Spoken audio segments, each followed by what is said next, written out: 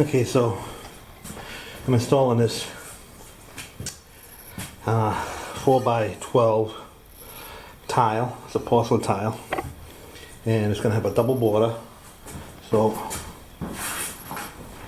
as you can see, there's one piece of border right here, and then there's going to be another one like that, going all the way around four sides. But right now, I'm just putting in one side so that I can get my straight edge and keep it straight. And then I'm cutting all the little pieces all at once so I can go up to my border. Now I'm using a 3/8 inch square notch trowel, so it's a 1/4 by 3/8 deep by 1/4, and that's really all you need for this tile. And you don't even really have to back butter these tiles. You just press it in, move it around, and then when you pick it up, you're gonna see that it's got very good coverage. That's 100%. So it's important to mix your thin set right. So no need to back butter these smaller tiles. If you want to, it's not gonna hurt. But for these smaller tiles, you really don't need to.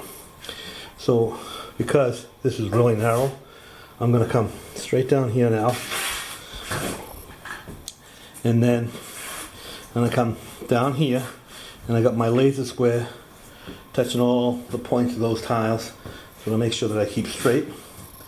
And then when I get to this side, well, because I can't do that today because I just have no room to work. So when I get to this side tomorrow, I'll work on top of the tile and cut those in.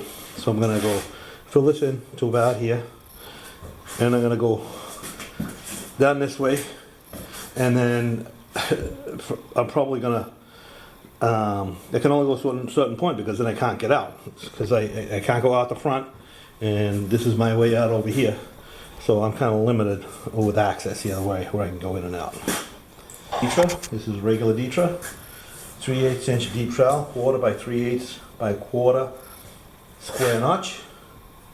I'm using these spaces here. You don't need a leveling system on these tiles because they're small enough. You don't really need a leveling system. It's just a waste of time to be here forever.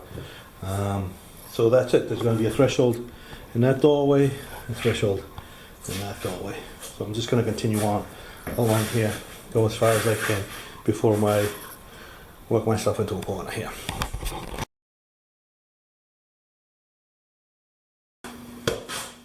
So like any floor, before you get started, make sure the floor is flat. Lay out the tile and you square off the roof.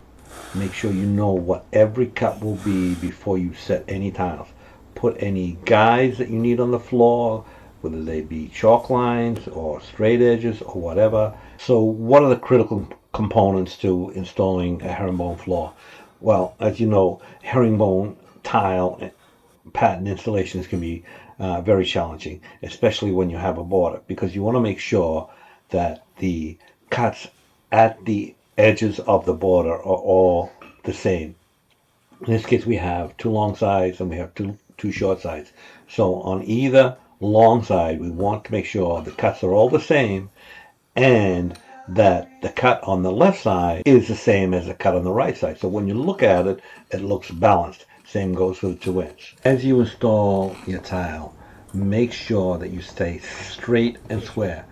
In this case, I used a straight edge to keep my border straight. That way I knew that my pattern wouldn't open and close as I went along that straight edge.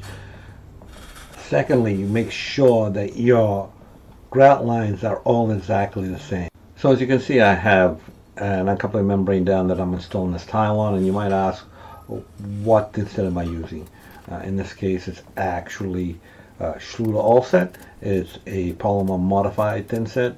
You can use polymer modified thin sets on Ditra now. There have been advancements in the industry that there are many modified thin sets that you can use on uncoupling membrane. So the unmodified thing has pretty much gone away. I'm using a laser square to make sure that I stay perfectly straight and square. If you don't have one and you're going to be doing a herringbone pattern on a floor, I would suggest you get one.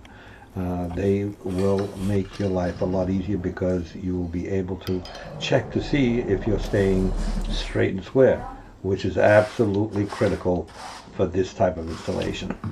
So as you may have gathered, the most critical things about installing herringbone tile pattern is to make sure that you have a flat surface, that you stay straight and square, and that you have a good layout so that you know what every cut will be before you start.